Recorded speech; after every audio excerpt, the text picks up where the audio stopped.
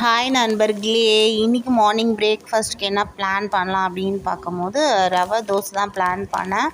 அதிகமாக ரவையை தயிரில் போட்டு நல்லா ஊற வச்சு நல்லா தோசை மாவு பதத்துக்கு எடுத்துக்கிட்டு தக்காளி சட்னி தான் பண்ணியிருந்தேன் கடை ஸ்டைலில்.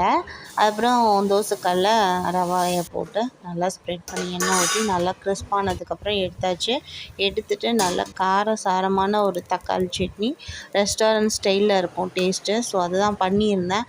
செம்மையாக இருந்துச்சு. சூப்பர் டேஸ்டியாக கிறிஸ்பான ரவா தோசைக்கு ஒரு தக்காளி கார சட்னி செம்ம காம்பினேஷனாக இருந்துச்சு.